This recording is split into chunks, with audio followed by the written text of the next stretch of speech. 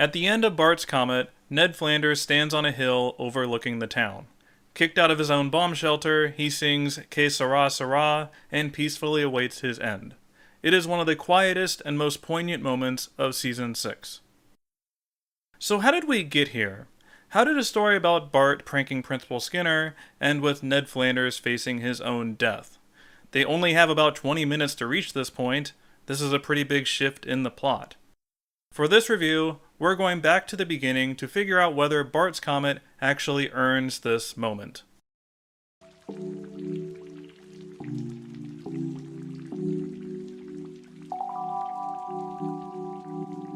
Alright, so we're going to start out by looking at the specifics of what works in Bart's Comet and how it flows toward this ending. This is still a review after all. We'll talk structure later, just keep that big picture stuff in the back of our minds for now. Bart's Comet starts out at Springfield Elementary with Principal Skinner, who is always a good sign of things to come. This opening works well, just the fact that it features the Big Butt Skinner balloon pretty much carries the scene on its own. It's cool how this big macro story starts out with such a small little seed, such a little prank between Bart and Skinner, resulting in observational moments about astronomy and getting up ridiculously early in the morning. The atmosphere in particular is excellent. They really capture the quiet stillness of that hour. I hate every single time I've gotten up before 6 a.m., but that eerie tranquility before dawn is pretty neat. It's like a different world. The Simpsons don't quiet things down very much. The closest comparison would be the sinister silence before Mr. Burns gets shot. Honestly, this episode does feel ahead of its time, hitting on elements that are later explored in Season 6. As darkness covers the town in Act 3, it certainly evokes images of that sunblocker. All the stuff with the Super Friends reminds us of Lemon of Troy, with Martin and Nelson. Love how embarrassed Bart is by all these dweebs, how he's forced to deal with them. Shut up! Database is great, obviously, such an offbeat and hilarious vocal delivery. I don't care if Matt Groening hates him, this character works for me. I kinda wish that email guy took off though. His oh no delivery is very funny. Email was too good for this world. Unfortunately, Act 1 can be a bit slow at times. I think Bart and Skinner have had better and funnier interactions. Not all the jokes completely land. Really? A Three Stooges joke? Come on, guys.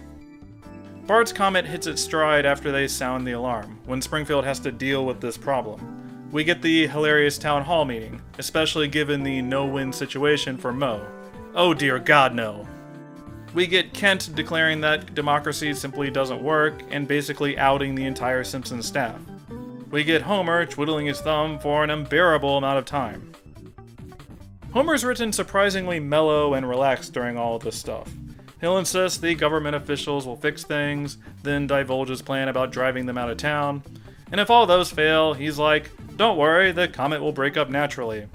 And if not, there's always the bomb shelter. We don't really get the panicked Homer here. He's remarkably easygoing for the most part. The only actual character turn is when he kicks Flanders out of the shelter. This is about as close to a character arc you're gonna get in this one. Bart's Comet does feel like a prototype or condensed version of the Simpsons movie in a lot of ways, especially in Acts 2 and 3. Trapping the entire town in a doomsday situation, watching them do increasingly stupid things. They even go for the old tug at the collar bit in both scenarios. Interestingly, Bart's Comet doesn't have that Homer storyline grounding everything. There's no real hero's journey here. Homer does not cause the comet to come, neither does Bart. Therefore, we're not going to get Homer and Bart on the motorcycle at the climax. There's a distinct lack of agency that makes this episode unique. I'd like to say it's one of their most plot-driven episodes as a whole, but there aren't even a lot of choices the characters get to make. They're all sort of along for the ride. I honestly can't think of another episode like Bart's Comet in the golden years of the show, in terms of its combination of elements. It takes a big macro story about Springfield, and couples that with a climax that's very personal, very emotional, very, dare I say, schmaltzy. And even stranger, it's a climax that isn't completely centered around the Simpson family. It's like if Marge vs. the Monorail turned into When Flanders Failed. Weird combination. These stories that get really big tend to lose these heartwarming moments. It's hard to dial things back. We instead get bandstands that aren't double bolted. The fact that Bart's Comet goes for this is pretty unique in itself. Like, let's look at Homer the Vigilante as another example. That's a pretty linear story that grows to involve the entire town.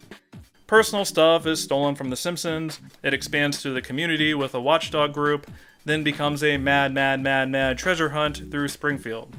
That story does have an emotional core between Homer and Lisa, but it builds that character arc up front, resolves it in Act 2, and spends its final act going somewhere completely new. Bart's Comet instead goes for pranking stuff up front, not really exploring any specific character or theme. It's not like the gambling episode either, where they bake Marge's personal arc early into Act 2. This episode hands over the plot to the town almost immediately. The Simpson family are basically bystanders, and then pivot to Homer Flanders' relationship stuff in Act 3. In fact, Flanders isn't even in the episode before this point. No, this background appearance does not count. They don't get to his bomb shelter until a little past the 15-minute mark. Pretty late. I honestly should be complaining about the lack of setup here, that they went for a heartwarming moment, but don't want to put any time into him. It feels like a 10-minute subplot about Flanders got left on the cutting room floor. But here's the weird thing.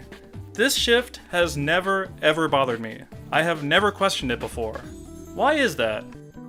Honestly, this is one of the rare episodes where I think continuity helps it along tremendously. This was produced in Season 6. We all know about Homer and Flanders' tumultuous relationship. Homer Loves Flanders was literally just one season prior.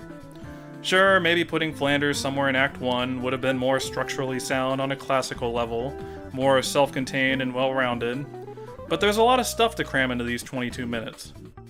The fact that they didn't, that they let it be understood where Homer and Flanders' relationship stands, is honestly refreshing. We don't need that established at this point. This bickering is enough for our purposes. Given the lack of agency in the plot, it's no wonder that they went for this Twilight Zone-esque shift. It's nice getting more of these secondary characters in here, let people add their hilarious 2 cents to the situation. Especially Moe, who goes 2 for 2 in perfect jokes in this episode. Good job, Moe. Yeah, Homer kicking Flanders out, calling him useless, is a bit on the, aggressive side. It's clear that carefree Homer has left the building. I think how over the top it is, with the Rod and Todd apology, makes it more funny than mean, and the fact that he very quickly changes his mind. A little bit of remorse goes a long way with Homer.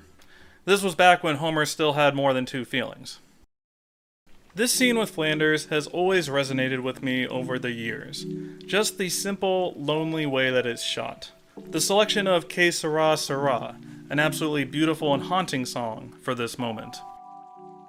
On a personal level, I admit I've never really dealt with death very well. So on some kind of subconscious level, I've always been drawn to this kind of character scene in fiction. Or on a community level, apocalyptic fiction as a whole. Whether the situation is caused by the moon slamming into the earth, or a simple snap of the fingers. There's a real draw of the what if with these situations, where we all wonder how we would react if it happened. I think, given who Flanders is, we're not surprised that he's able to find peace with this specific situation. Bart's Comet is not really about Ned Flanders when it comes down to it. It's not really his journey. He's more or less a plot device. If you're trying to make a point about how desperate and selfish people can become, Flanders is easily the best possible sacrifice the writers could have picked. It certainly leads to a heartwarming moment in the end. It probably is a bit too schmaltzy, a little too much like the ending of When Flanders Failed, but man is that a feel-good moment. Special shout out to this callback to the Big Butt Skinner balloon. These kind of small little details really make a story feel cohesive. When it comes down to it, the climax doesn't necessarily hit as hard emotionally as other ones do. It's no Do It For Her, for example. That's just the nature of the plot, I suppose. However, I've always admired Bart's Comet just for how much variety they cram into 22 minutes. That they took a very open-ended situation, riffed on it for a while, and then took it in a compelling and logical direction. A direction you still wouldn't necessarily see coming. The story is topical and community-oriented enough that it does earn this ending. The continuity, the buildup of 6 seasons of knowing these characters, makes it feel special. A real coming together of the entire town. Why wasn't this the season finale? Oh yeah, that's why. I'm still not entirely sold on Bart's Comet being like a top tier episode of The Simpsons, but I think it's right there on the edge. It's like the bubble episode of this imaginary tier list.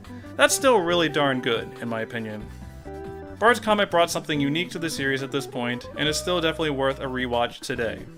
If you want something like The Simpsons movie and don't have the time, watch Bart's Comet instead. They crammed a lot of good stuff into these 22 minutes.